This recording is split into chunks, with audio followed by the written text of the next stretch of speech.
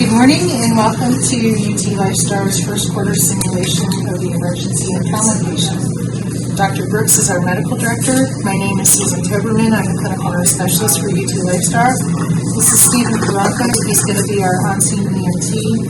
Kelsey Otten is an advanced practice nursing student who's with me this semester. Erin Fox is our flight nurse. And Chelsea Dunn will be our flight paramedic. Chris Hager is behind the camera in here, and Logan Triplett will be behind the monitor in the room. Chelsea, Erin, welcome to the simulation. We're going to have you do a sign-in, and please do the evaluation when you're done with it, and give it to me when you're done. Today we're going to be working with the trauma patient, victim of a motorcycle crash. And you have your objectives, and I'd like to go over them with you. It's performing the standardized primary and secondary assessment on the trauma patient, recognizing tension physiology, pneumothorax physiology, and need for rapid correction, understanding the need for early resuscitation with blood products when available, understanding the importance of being able to resuscitate before you intubate, and identifying priorities of care in a critical trauma patient. Do you have any questions regarding the objectives at this time? Okay, so I just want you guys to know that you're in a safe place. If you have any questions, when you need to stop, we can use an emergency word. We'll call it emergency. That's your word if you need to stop in the middle of all of this. When I say it's a safe place, it's Vegas. That means that what goes here stays here, and I ask that you keep that to you when you leave here so that everybody gets a fresh start on this as well, because we don't need to share with everybody what everybody else was doing. Obviously, this is simulation, so it's not going to be exactly like what it is in the field, but we hope that we've done a decent job with watching our victims so that you can get a good idea of what you need to find in your assessments and what you need to do. No pictures or videos. We are videotaping for this one as an educational opportunity for us. I'd like to take you in and show you the mannequin, if that would be okay with you guys, just so you know what you've got. He breathes, he talks, he moves, he has pulses, so that you have an idea. And like I said, we'll have him washed appropriately for you. Do you have any questions regarding SimLab? The other thing I wanted to tell you too is your monitor will be up here once you hook him up, so you'll be able to have all of your vital signs, including blood pressure, heart rate, and temperature too. And as soon as we're done, we'll come together for a debriefing. Yes. What questions do you have for me? None at this time? None at this time. Okay, thank you. Thank you. Lifestar 4, on-scene request for Pickett County, Tennessee. Weather is clear, visibility 10 miles, minimal wind. Weather's reporting green in all areas of transport, and your temperatures and dew points are okay. You're on your third shift of the week, the second flight of the shift. You're 9 hours into a 24-hour shift. Pilot shift changes at 8 o'clock. It is currently 5 p.m. Eastern Standard Time. Scheduled maintenance is due in 11 hours, and you have enough fuel to complete all legs of transport. You are currently en route to Pickett County for a motorcycle crash. Adult male with significant injuries per the caller. Deputy Sheriff on scene says he weighs less than 200 pounds. You are going to land on the scene next to a windy road where this gentleman has had a motorcycle crash. He's along the small ditch that runs along the south side of the road. He looks to be less than 200 pounds. He was riding his motorcycle on the Spitting Road and lost control. The ambulance is now pulling up. Looks like it's a BLS-only crew of first responders. They had to come to you from the next county. I did put a tourniquet on his right leg for you. We'll see you when you get here. Hello, sir. I'm Aaron with Lifestar. This is Chelsea. Hey guys, I'm so glad you're here. This is the BLS unit. I tried to get an ALS unit. They couldn't get here in time or anything to help us. This is Joey. He's a 46-year-old male, helmeted driver of a motorcycle doing about 55 miles an hour when he lost control on a gravel road going through some curves, hit a guardrail, got ejected about 20 feet. He did have a positive LOC, kind of got combative when we were trying to move around and start packaging him and stuff. We do have him fully immobilized. He's got a tourniquet that the sheriff's deputy put on the right leg there, as well as it looks like he's vomited a little bit. No other information that we have on him. The helmet was just a half helmet that was scraped up pretty good. Okay. let's get him transferred into the ambulance right here. You care to help us, sir? 1, 2, 3. All right, thank you, sir, thank you. Thank you. All right. Hello, sir, my name's Ariel, can you hear me? Can you talk? You got the assessment, I'm gonna put him on the monitor. Quick look at him here. Okay, it looks like his leg is bleeding pretty profusely, so let me go ahead and put him on. Let's get another tourniquet on there.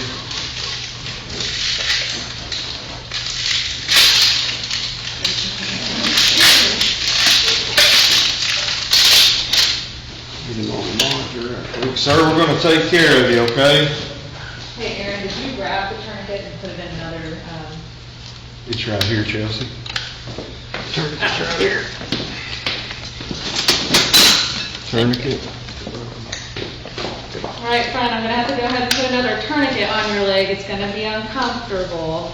He appears to have the shrapnel. Hang in there, sir.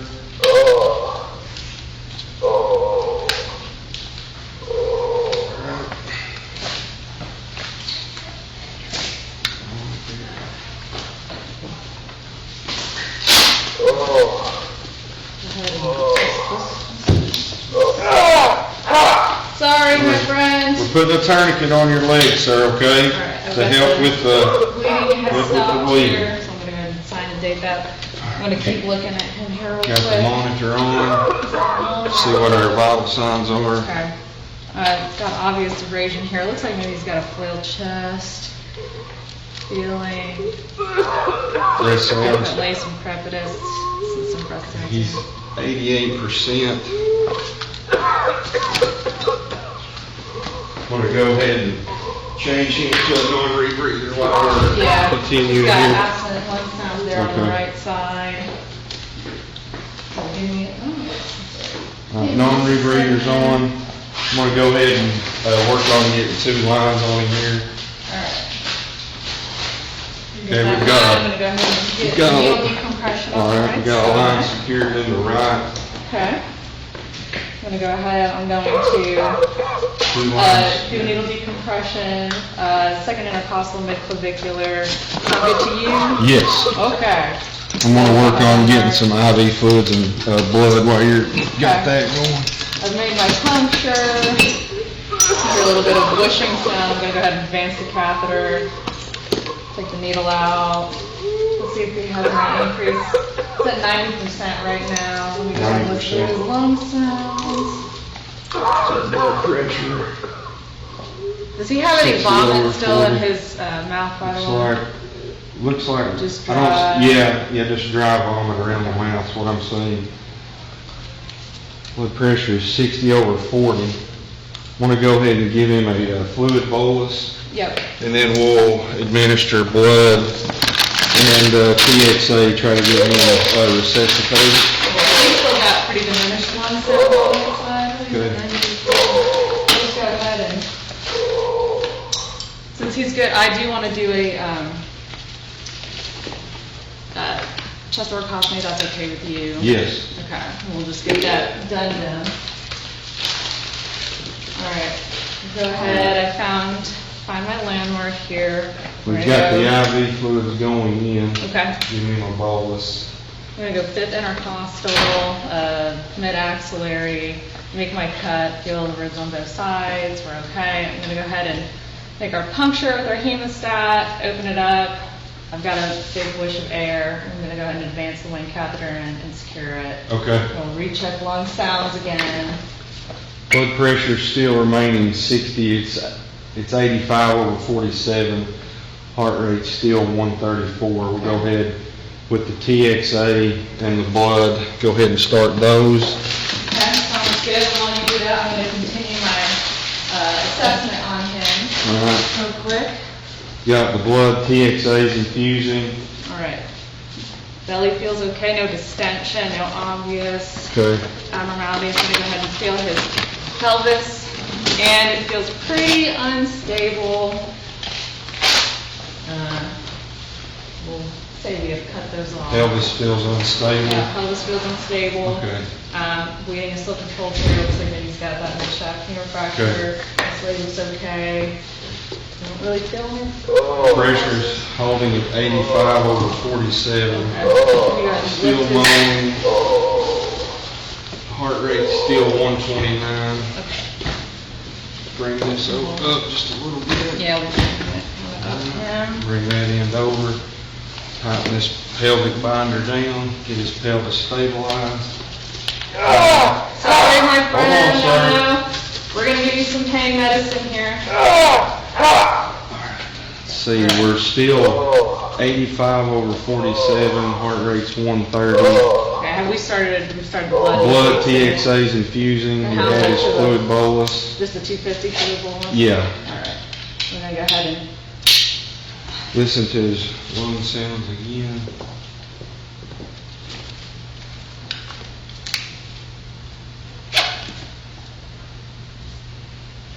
Got the wane in already. yep, the Wayne's All in. right. Sats are 95, blood pressure is 94/54. Sir, can you talk to me? Can you open your eyes at all? Yeah, his GCS is. He's not. Yeah. Let's go ahead and get ready for intubation on him. We're going to measure him with our tape. All right, we're going to measure him with our tape. And looks like he's going to be 75 kgs for our RSI. Sir, we're going to give you some medication, okay? We're going to give you some medication. Alright, you wanna go ahead and drop and accommodate. Accommodate. Got that view. You want anything? You want me to? I can do it.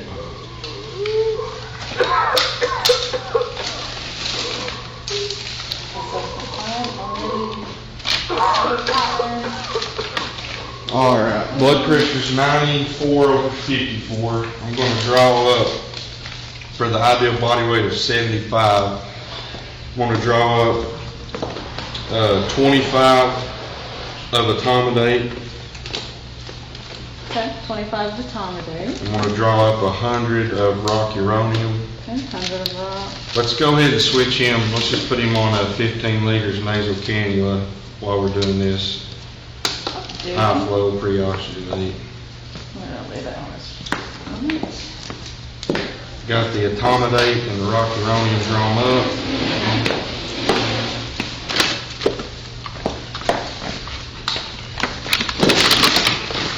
I'm gonna go ahead and, we'll verbalize that we're putting him on nasal cannula at 15. Yep, he's on nasal cannula at Minute. 15. I'll get the BVM. That's right. You got it? Yep. Okay. BVM's right here. Got the drugs drawn up. We're pre-oxygenating him, heart rate 124, SATs 95, still 94%. Sir, we're going to give you some medication, okay? Whenever you're ready, I've got the drugs, blood, TXA still infusing. Okay. Whenever you're ready with the drugs. I am ready. All right, 20 milligrams of etomidate going in. 20 milligrams in, flush that. Okay. Got 100 milligrams of rocuronium Okay. going in. Flush that. Give those just a minute to take effect. I'm gonna go ahead and start assisting ventilations here. Still 95%, 94/54. Heart rate's 122 still. Okay. You can take over bagging for me. Pulses all will. We will have we've got our suction ready, just in case we get in and the airway does need suction. We do have our suction ready. I think he appears to be Yeah, we very checked- relaxed. Yeah. Checking for corneal reflex being absent, just an obvious relaxation, total body. SATs 93, 95, lost pressure still. 94/54. All right, are you ready? I'm ready. I'm ready when you're ready. All right, friend.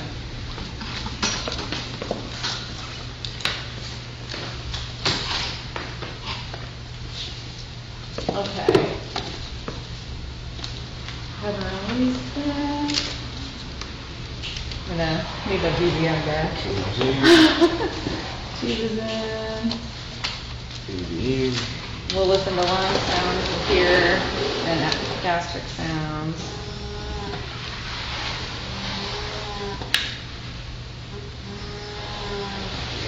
You have breast sounds on the left and right. Okay. No Very gastric good. sounds, sats are up to 97. Great, and we'll put the end title on just to confirm, and then we'll secure this puppy. Got the end title on. End title's on. All right.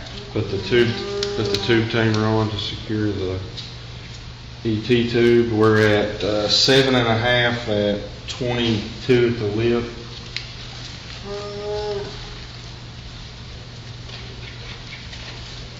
Sorry. Not your one. Oh, it's not, yeah. Sats are still 96.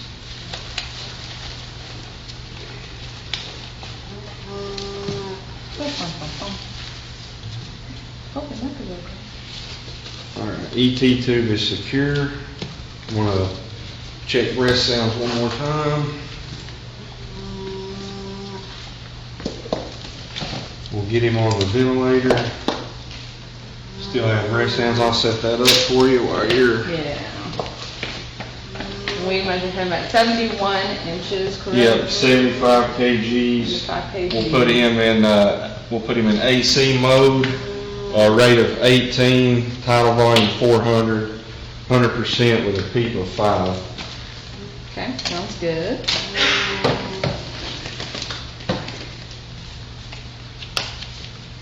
How's our sats? Still doing the 94, 95. Heart rate's still going to be 126. Okay. 94 over 54. Vitals over 46. Okay. We are in AC mode with the settings as described. We will start our ventilation on the ventilator. Transition into the ventilator. And we're breathing. All right. Bag. Cool. Yeah. Let's keep that on for a second. I'm going to go ahead and re-listen to lung Listen sounds again, I'm here. going to quickly reassess, make sure there's no bleeding here. Tourniquet's still tight. Pulse is here. Pelvis is stable with the binder. We could consider giving him some added sedation of 50 mics of fentanyl and 2 of Versed if needed if his blood pressure does come up. The TXA is infusing over 10 minutes. The blood is infusing, and we have an end tidal reading of 43. We can adjust the ventilator as needed.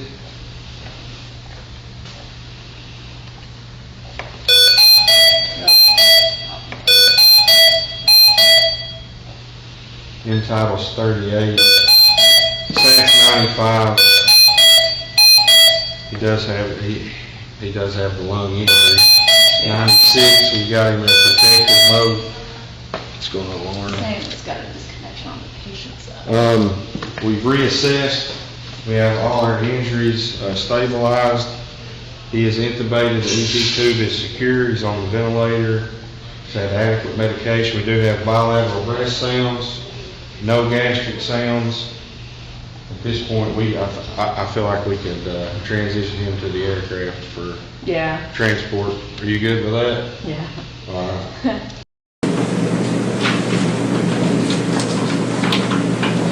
Okay, now we're going to do the debriefing of this scenario together. Melinda Clark is our Administrative Director of our Simulation Center. I'd like to introduce her too as well, as far as the debriefing goes. You guys really kept me on my toes. How are you feeling about everything? How do you feel it went? It was fun. Yeah, I think it did. Yeah, I think it was good. If you could come up with a title for this scenario, what would you call it?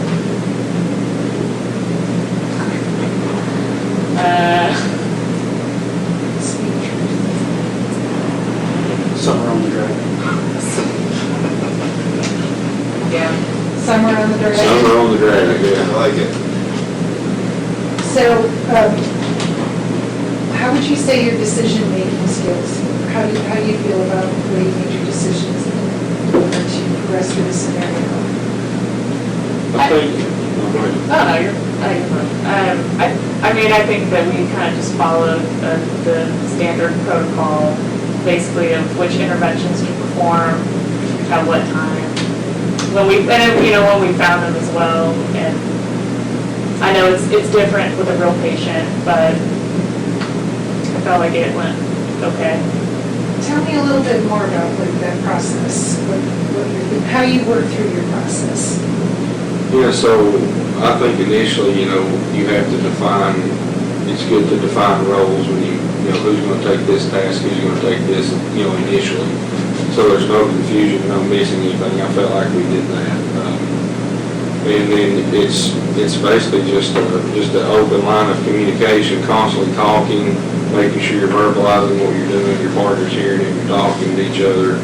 That way nobody misses anything. And then it's simply just going from head to toe, taking care of the patient, treating something immediate, and then reassessing, and then moving on, just treating the patient based on our protocol.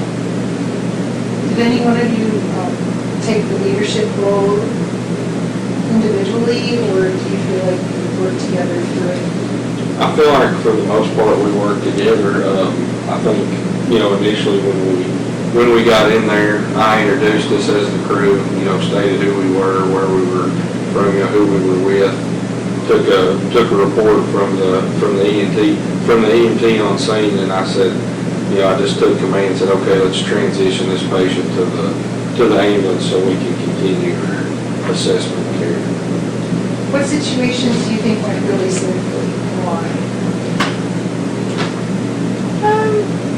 I think probably just I think the flow of us working together went very well. I mean, she's very confident, in what she does. I'm confident in what I do. So I think we worked together well. We were able to go through the scenario, and, there wasn't really any major hiccups that I felt anyways. Just saying we were able to identify, all the injuries and complete the interventions. It was a great primary assessment as a combined approach, because in the trauma patient, a lot has to be corrected right away that one person can't do, that you guys' team approach to that primary assessment to address the ABCs went very well, and you guys verbally talked through it and closed the loop in the communication that things were completed and taken care of and addressed correctly as far as the tourniquet application, then bleeding had stopped, starting to blood, the TXA, the fluids, the lines, getting the set of vitals, just that initial recognition of those immediate life threats as a combined approach went really smooth. Yeah, I think the biggest thing is once we talked and I saw her, she started with the actual hands-on, that initial assessment. Then I got the monitor, put the monitor on to work on her vitals. I was talking to the patient a little bit, telling him, and then we just kind of, like Stephen said, you just kind of work together, watch what the others do and talk, and just kind of work your way through those initial steps. I thought we did very well together, since you guys don't always get to work together, and I think we found in other scenarios that we've done with the folks that don't work together have an increased line of communication with each other just because of that, because I think that folks get comfortable with their partners, and you don't always have to speak to each other when you're doing things, because you just kind of know that this person's doing that or the other. If you could have a do-over, what would you do to improve or change? I would put the bag back together the way that we had it the first time, because I know that when I had opened up, I had looked for the tourniquet and I was like, in the normal place it had been, and I had asked Aaron, I was like, oh, where's the tourniquet? Where did it go? It was in our cart, yeah, and then instead of the bag where it had been on the first run. And so I think definitely I was making sure that the bag is kind of the way that it normally is. Would have helped that flow, I think, just a little bit. Did you see the McGrath in there? Yes. Yeah. I just wanted to make sure. It's in there. The first time I didn't see it, but when I did it, but the second time I saw it. I think the only thing that I saw that we filled out is you verbalized 25 milligrams of accommodate and gave 20. Oh, did I say 20? You did. Oh, I'm You did say 20. But you very well done on 25. I got you. Has anyone else in the room done anything differently? Would they have done anything differently? I don't think so. To be redundant, I think the sharing of responsibility and communication is most important thing. I know you all know how to do all those things. Yeah. It's good to see you, it's good to see you cooperate so well. That's what it's all about. Keeping that open line of communication with each other. And forming, sounds familiar, team steps, that shared mental model to get to the ultimate goal, which is patient safety and care. Well, and the constant reassessing and closing the loops to make sure things were done that you guys were both doing throughout the entire thing was the road to thing. And, you know, I think sometimes we lose sight that, you know, the two of us together as a crew member can accomplish a lot effectively versus somebody truly in charge and the secondary person just kind of standing there. You know, I think that continues to prove that two people working together can accomplish what they need to accomplish in a faster manner and more effective, probably better patient outcomes. Yeah, that's what I've learned in my experience. You know, just flying, taking care of patients is with your crew member is, you know, there's a reason there's two of you on there. And, you know, just working together instead of, like you said, one person saying everything, do this, do that. If they're not giving you a command, you're sitting idle. I think, you know, the way Chelsea and I did it is the way I work with whoever I work with. You know, that's kind of how it goes. You know. Across the spectrum. Across the spectrum, you know. Kelsey, is there anything you would like to add? I just say everything, the communication was really good. A lot of times when you're doing simulations, it's really hard to not kind of get caught up in this is a fake patient, this isn't, you know, all of my typical things. I'm pretending a lot. And also knowing that you're being videotaped, sometimes it kind of makes things really awkward. And watching you guys work together, I mean, it seemed like you were right there, like in this scenario. I mean, you guys definitely knew the things that like needed to pretend to happen, like, okay, I'm opening this or I'm pulling this. But it was almost like watching you with the real patient. So I think that that's what truly helps us also learn from these simulations too, is really getting into the real life situations, and that's where you find even problems in, you know, practices or equipment, things like that. So I think you guys did a really great job in being able to do that. So just kind of going back through the points that we wanted to hit, you did your ABCDE in a rapid fashion, took care of your life threats immediately, went to the resuscitation before intubation, and immediately to the blood, as well as the TXA. Remember to give him the intubation management after we got done intubating him. Obviously, we discussed the need to be able to transport him out of there, and I thought you hit all points for sure. You did a very good job. Like I said, I was very impressed with the communication. Is there anything else that you would like to add?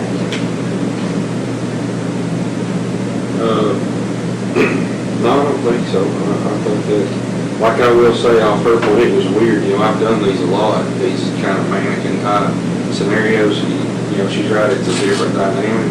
I don't know if Chelsea's this way, but when we were in there doing that, when we got going, I don't know, it felt like we were actually taking care of a real patient. Yeah. Like, I don't know, you get going and it's like, you know, your mind gets in it, and you get to working with somebody, and it flows like you're actually, like I felt like that we were in the speed and the mode of a real patient. Like we weren't standing there going, okay, I'm gonna do this.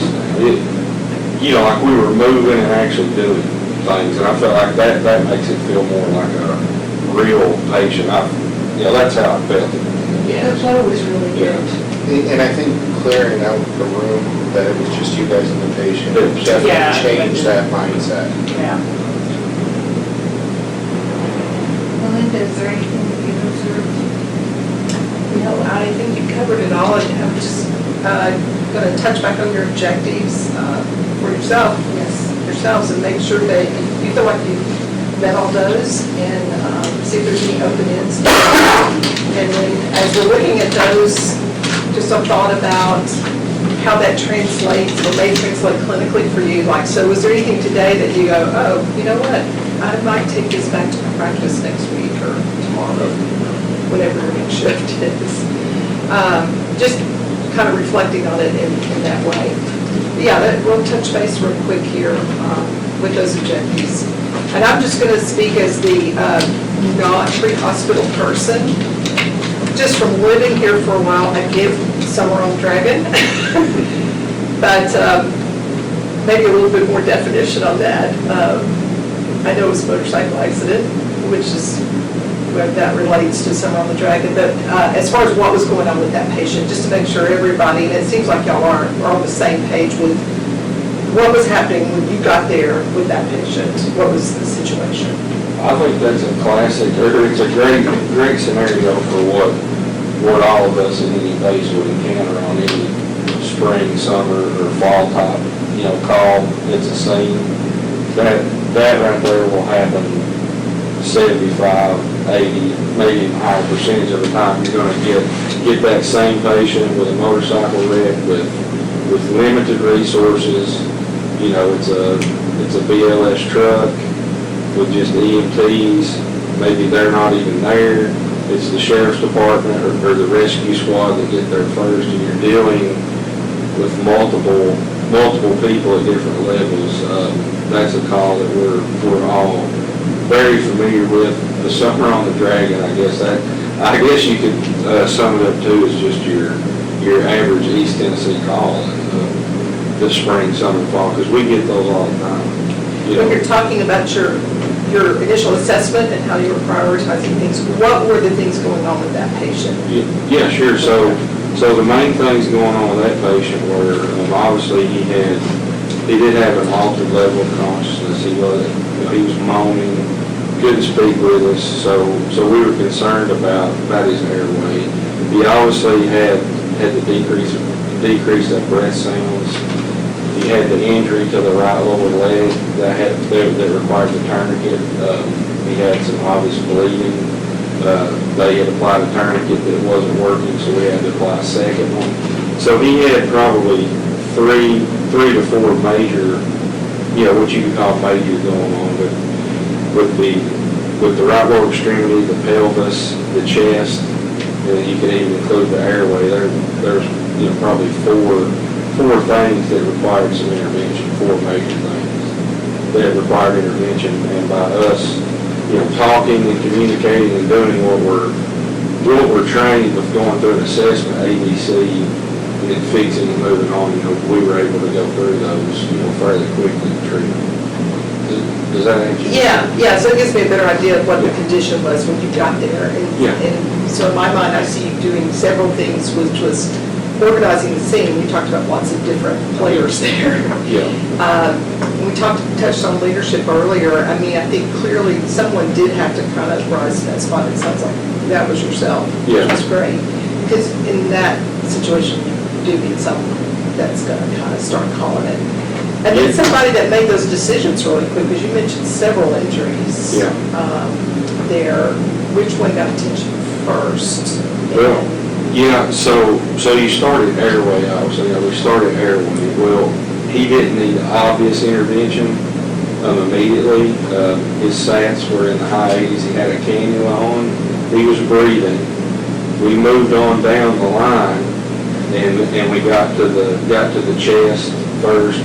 Had some decreased breath sounds, the pelvis and the leg. Obviously, we went to the leg first. I believe is what Chelsea. She reestablished a new tourniquet to stop the bleeding. Reassessed that, it was fixed. We went back up. The next thing was obviously the decreased breath sounds and possible flail chest with the paradoxical movements. She fixed that with needle decompression. We reassessed, that's the first step is needle decompression. So we reassessed and found that that hadn't fixed it completely. So then that's when, we moved to the finger thoracostomy, we make our incisions at the landmarks. And then after that, put in the Wayne catheter, that fixed that injury. And then we put the binder on the pelvis to stabilize it. You can have bleeding in the pelvis too with the instability. And then lastly, we chose to intubate the patient after we'd done the fluid resuscitation with blood. We had all that going while we were doing our, assessment, fixing other things. And then at the end, we intubated the patient. Did anybody disagree with their process, the way they went through things? Was that pretty much standard, they followed their algorithms and assessed that appropriately and organized their care along those lines? They did, just like they should have. Right, well, I don't know too, I think the biggest thing is, yes, somebody has to get control initially to kind of get everything moving. But then once it gets moving too, like, I found that if you're not talking to your partner and doing things, then that's when things get missed or something gets assumed it was done. And like, maybe you couldn't tell in the video, but like I was watching Chelsea, she was watching me, we were talking, so I'm seeing Andrea what she's doing. The same with her. And if you're not talking to, I think that is when you miss stuff. Because it would be easy to miss something or to skip over something and maybe 5-10 minutes later be like, oh, I should have checked that. And but again, that's why it's been ingrained in us since we started doing this, is you got a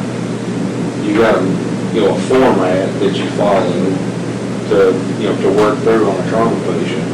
And if you do that, then you hopefully won't miss things. And then we're trained to know how to treat them. So when we find them, we treat them and then we reassess and then move on.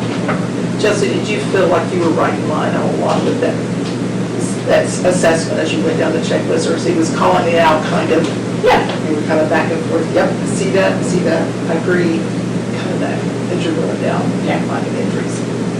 I think you noticed when you would pick up on something that maybe hadn't caught you, speak that out really quickly, so make sure y'all stay in line, so. Well, I think some, to really critique the critique here is, would have been wrong to address the needle decompression and Wayne prior to trying to get applied.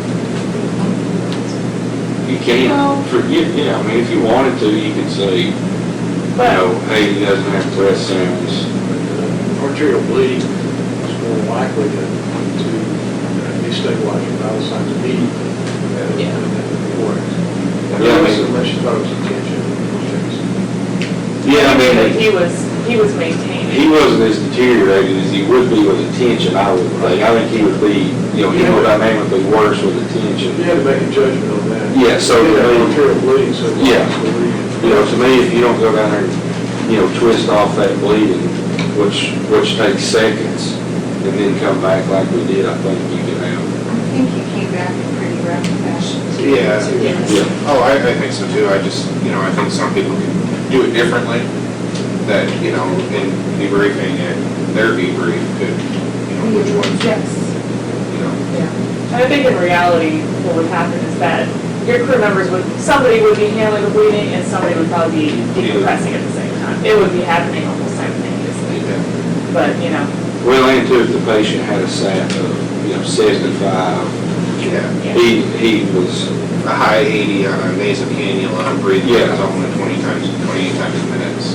He can hold for 5 seconds while I adjust the tourniquet. I was just going to touch back on those objectives. So our objectives were to perform a standardized primary and secondary assessment of the trauma patient, which we did. Recognize the pneumothorax physiology and the need for rapid correction, which we did. Understanding the need for early resuscitation with blood products when they're available. Understanding the importance of being able to describe how you can resuscitate before you intubate. Identify the priorities of care in a critical trauma patient. And I think that you guys hit all those points very quickly, very well.